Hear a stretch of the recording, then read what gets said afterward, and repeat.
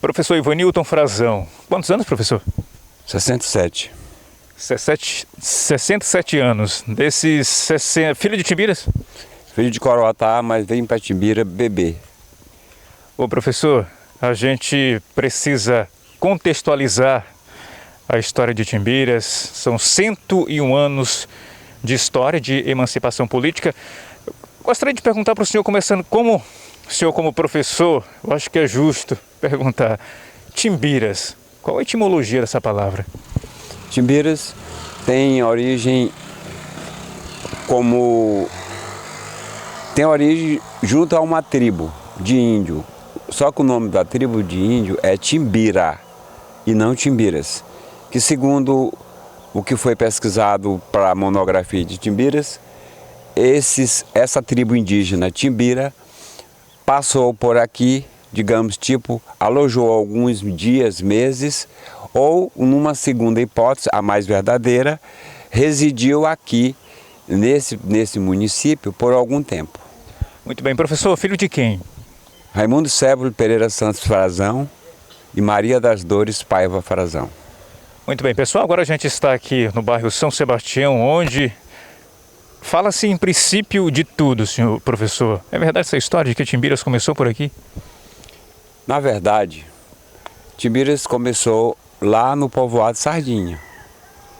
E como início, marco da colonização, não é a via férrea, mas a via fluvial.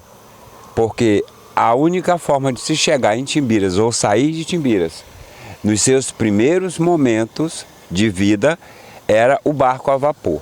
Agora, professor, com relação ao bairro São Sebastião, onde a gente está hoje aqui, nas ruínas da estação, que lembranças você tem desse local aqui?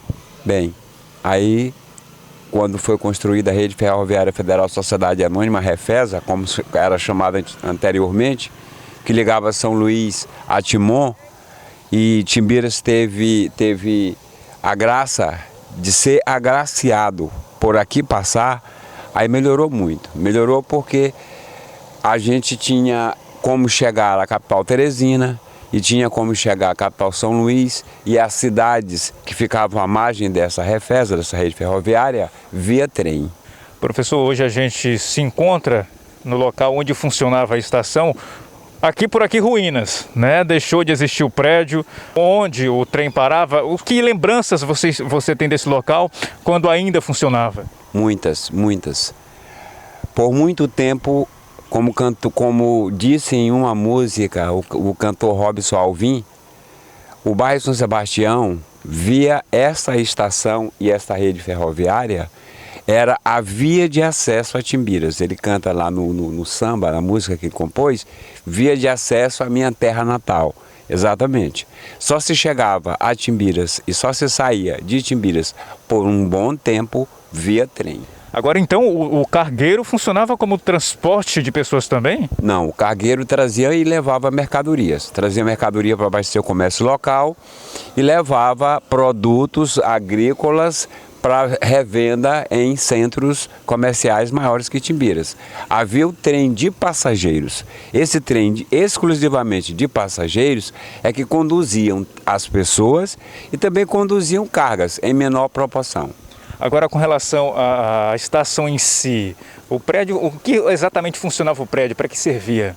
O prédio ele funcionava como agência que vendia as passagens e também ao lado, aqui, exatamente por aqui, tinha um depósito onde eram guardadas as mercadorias recebidas e armazenadas as mercadorias que queriam para São Luís, para Caxias ou para qualquer outro centro via trem. Agora, professor, nesse largo, chamado Largo da Estação, quando funcionava, você lembra de eventos que acontecia? Tinha algumas celebrações por aqui? O Largo da Estação, essa subida e descida aqui, e que tinha um prédio aqui muito bonito, numa cor tradicional de todas as outras estações ao longo dessa estrada, ele concentrava as pessoas aqui em Timbiras, não só quem viajava ou quem esperava algum viajante, mas pessoas que não tendo outra opção. Era dizer, vamos ver o trem. Então vinham para cá pessoas simplesmente para ver o trem passar.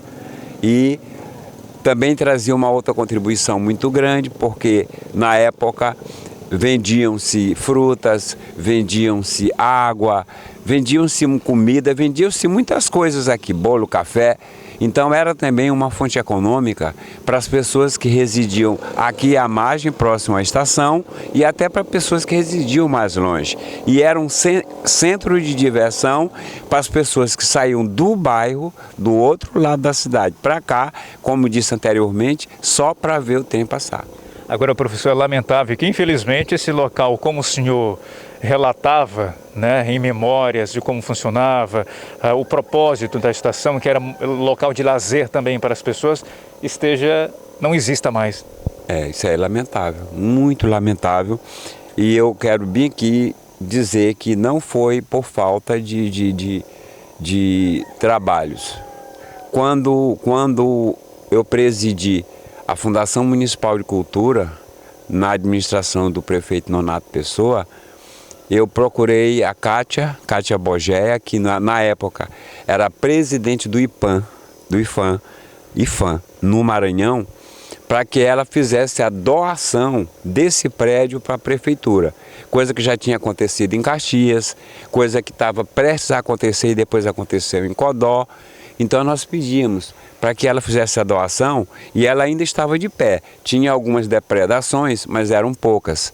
A nossa intenção era transformar a estação, mantendo toda a estrutura, inclusive a cor, mas transformá-la em um centro social urbano do bairro São Sebastião. Ok, então, infelizmente, pessoal, a estação, um prédio histórico com muita história, deixou de existir. Mas outro marco histórico para a nossa cidade é a linha férrea, a chegada. A gente for convidar o professor para a gente descer bem aqui, ou cinegrafista, pedir ajuda nosso caríssimo César, para a gente descer aqui, professor, para a linha férrea. Convidar o professor para a gente descer aqui para os trilhos da linha férrea. Ô professor, na sua opinião, o que representa esses trilhos para a nossa cidade? O que representa? Acredito que, claro, obviamente que esses trilhos chegaram bem antes, né, do senhor, que o senhor possa descrever a chegada desses trilhos, mas o que representa essa ferrovia para a nossa cidade e para o estado? Por muito tempo, a integração ao estado do Maranhão. Viver isolado é ruim. Como disse há alguns momentos atrás, Timbira foi colonizado via fluvial, barco a vapor. Mas a época do barco a vapor passou, até porque o rio deixou de ser navegável. Não tínhamos estradas. Não se ia a Codó, não se ia a Coroatá via estrada. Então, a chegada da Refesa, da Rede Ferroviária Federal Sociedade Anônima, que era o nome antigo, veio integrar o município de Timbiras ao resto do estado, proporcionando melhorias no comércio, proporcionando o acesso até de pessoas doentes. Por quantas e quantas vezes timbirenses foram levados para Codó por veredas, por estradas não transitáveis por carro, naquela tradicional rede. A partir do momento em que esse trem começou a passar aqui diariamente, subia para Teresina, descia e tal, mas era de segunda a sábado o trem circulando aqui. Então, a partir daí, aí Timbira sentiu-se integrado ao estado do Maranhão. Por isso eu vejo esses trilhos, essa ferrovia, como marco da integração de Timbiras no estado. Agora, professor, o que muita gente não sabe, principalmente os jovens, que, como o senhor já mencionou, é que por aqui também transitava o trem de passageiro, não só o cargueiro, né? O senhor tem lembrança? O senhor viajou nesse trem? Viajei sim. Quase todos os estudantes aqui de Timbiras, fosse para Caxias, fosse para Coroatá, Codó ou São Luís, fazia essa viagem no trem, porque era mais barato, entendeu? Depois de um certo tempo já começou a existir uma estrada ruim, mas existia, só que era uma estrada que você, muitas das vezes, ficava atolado na viagem e perdia tempo.